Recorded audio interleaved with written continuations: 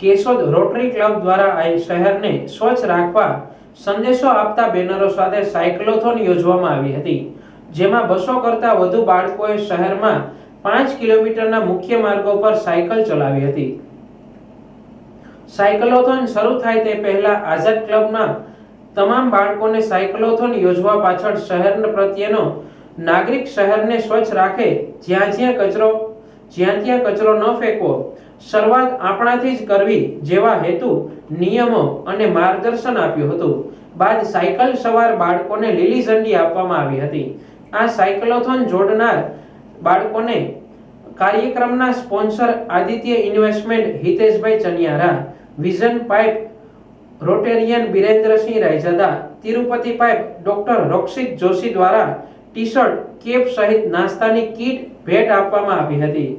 Keshod rotary club છેલ્લા 8 વર્ષથી સ્વચ્છતાનો સંદેશો આપતા બેનરો સાથે સાયક્લોથોન યોજે છે। આ વર્ષે સાયક્લોથોનમાં ખૂબ ઉત્સાહપૂર્વક મોટી સંખ્યામાં બાળકોએ ભાગ લીધો હતો। આ પ્રસંગે રોટેરિયન પ્રમુખ ભૂપતભાઈ વાજા, જીતેન્દ્રભાઈ પટેલ, હિતેશભાઈ ચનિયારા, અરવિંદભાઈ લાડાણી, હમીરસિંહ વાડા, હિતેશભાઈ રામોલિયા, હરસુખભાઈ સિદ્ધપરા, પ્રેમાંગ ધનેસા, સ્નેહલ તન્ના, ભરતભાઈ કોરિયા સહિતના આગેવાનો હાજર રહ્યા હતા।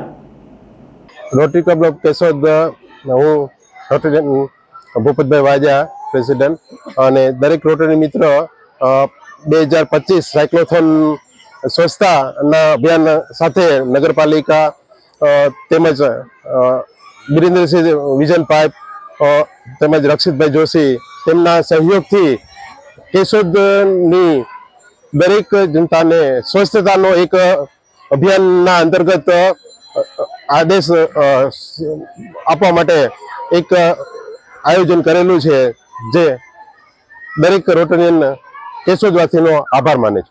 કેટલા સમયથી આપ સાયક્લોથોન યોજો છો અને કોણ કોણ જોડાય છે, કેટલી ઉંમરના બાળકો જોડાય છે? સતત અમે છેલ્લા 8 વર્ષથી આ સાયક્લોથોનનું આયોજન કરીએ છીએ। તેની અંદર 14 વર્ષથી માંડી અને વયોવૃદ્ધ સુધીના આયોજનની અંદર અમે ભાગ લેવડાવીએ છીએ। કઈ રીતનો રૂટ હોય છે? આઝાદ ક્લબથી માંડીએ ડીપી રોડ, આંબાવાડી, માંગરોળ રોડ અને ચાર ચોક થઈ અને બ્રહ્મકુમારી અમે સમાપન કરીએ છીએ।